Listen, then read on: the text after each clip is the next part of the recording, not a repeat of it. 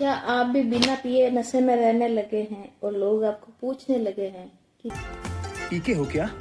तो इसे लवेरिया ना समझे, ये एबीएस भी हो सकती है। एबीएस यानी ऑटो ब्रेवरी सिंड्रोम। एबीएस एक ऐसी कंडीशन है जिसमें पेशेंट के शरीर पेट के अंदर ही अपने आप शराब बनने लगती है। एक इंसिडेंट है न्यूयॉर्क के हैम्बर्ग का, जिसमें एक ट्रैफिक पुलिस एक महिला को अरेस्ट कर देती है ट्रैफिक रूल्स वायलेट करने के लिए, और जब उसका ब्रेथ एनालाइजर टेस्ट किया जाता है तो वो पॉजिटिव आता है। लेकिन महिला का एक ही कहना था कि वो ड्रिंक कंज्यूम करती नहीं है। जब उसे पुलिस अरेस्ट करती है और अदर टेस्ट किए जाते हैं तो उसमें पाया जाता है कि महिला एबीएस से ग्रसित है। अब कुछ लोग कहेंगे कि अगर ये बीमारी उनको हो जाए तो उनको तो मजा ही आ जाएगा, कम से कम शराब के पैसे तो बच जाएंगे। लेकिन ये बीमारी बहुत खतरनाक हो सकती है। एग्जाम्पल है एक 3 साल का बच्चा जो एबीएस से ग्रसित था। जैसे ही वो दूध या जूस कंज्यूम करता, उसका शरीर उस दूध को या जूस को शराब में बदल देता और उस बच्चे की तबीयत खराब हो जाती। तो ये बीमारी बहुत ही खतरनाक हो सकती है, क्योंकि इस बीमारी के अंदर इंसान के पेट के अंदर ही शराब बनने लगती है। इसलिए इस बीमारी को गट फर्मेंटेशन सिंड्रोम भी कहते हैं। इस बीमारी से ग्रसित व्यक्ति उसी तरह बिहेव करता है जैसे कोई इंसान अल्कोहल कंज्यूम करने के बाद करता है। आइए अब इस बीमारी के वजह के बारे में बात करते हैं। एबीएस के पीछे कई वजह होती है। ये बीमारी स्पेशली उन लोगों में पाई जाती है जो हाई कार्ब डाइट लेते हैं, मीठा ज़्यादा खाते हैं, या फिर जो मोटापे से ग्रसित होते हैं। इसके अलावा जिन लोगों में फूड एलर्जीज होती है उनमें भी एबीएस होने की संभावनाएं बढ़ जाती है।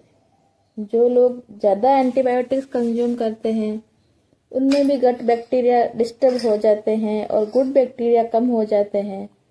इस वजह से पेट के अंदर साकेरोमाइसिस सेरेविसियाई नाम की फंगस बढ़ जाती है, और ये फंगस जिम्मेदार होती है जो ग्लूकोज और कार्बोहाइड्रेट को फर्मेंट करके पेट के अंदर एथेनॉल प्रोड्यूस करती है। ऑटो ब्रेवरी सिंड्रोम में वही सिम्टम्स होते हैं जो एक व्यक्ति शराब पीने के बाद महसूस करता है, जैसे anxiety, brain fog, fatigue, slurred speech, mood change, पेट में दर्द, उल्टी होना, हैंगओवर होना। कभी कभी पेट में बनने वाले अल्कोहल की मात्रा इतनी ज़्यादा होती है कि इंसान की मेमोरी और कंसंट्रेशन भी कम होने लगता है। शरीर का बैलेंस पूरी तरह बिगड़ जाता है और लीवर पर भी उसका असर पड़ता है। कभी कभी तो लीवर सिरोसिस जैसी संभावना भी हो जाती है, और ज़्यादा मात्रा में अल्कोहल बनने की वजह से किडनी और ब्रेन भी डैमेज हो जाते हैं। ट्रीटमेंट। अब ट्रीटमेंट की बात करते हैं। एबीएस का कोई स्पेसिफिक ट्रीटमेंट नहीं है, लक्षणों के आधार पर ही इसका ट्रीटमेंट किया जाता है। डाइट में कार्बोहाइड्रेट की मात्रा कम की जाती है, प्रोटीन और फाइबर की मात्रा बढ़ाई जाती है, जिससे बॉडी में फंगस की मात्रा को कम किया जा सके।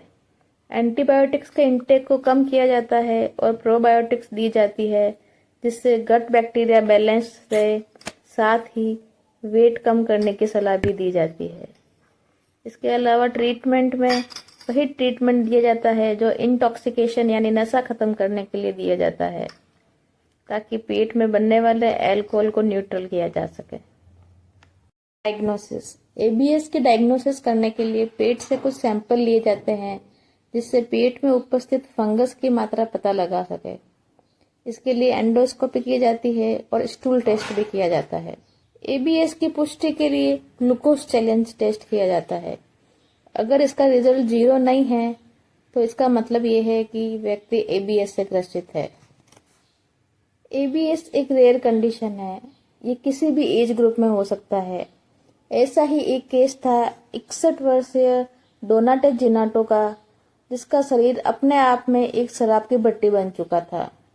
शरीर में प्रोड्यूस होने वाले अल्कोहल की क्वांटिटी इतनी ज़्यादा थी कि उसका लीवर पूरी तरह डैमेज हो चुका था, और दूसरे बॉडी पार्ट जैसे किडनी और ब्रेन भी इफेक्ट होने लगे थे, और इसके ऊपर ज़्यादा रिसर्च नहीं हुई है। इसी वजह से लंबे समय तक उनकी बीमारी डायग्नोज नहीं हो पाई और डायग्नोसिस होने के 2 साल बाद ही उनकी मृत्यु हो गई। लेकिन जब तक वो जीवित रहे, इस बीमारी के बारे में लोगों को जागरूक करते रहे और दूसरे लोगों के इलाज में भी वो अपनी मदद करते रहे। इसलिए अगर ऐसे कुछ लक्षण दिखाई दे तो एक बार डॉक्टर से कंसल्ट जरूर करें।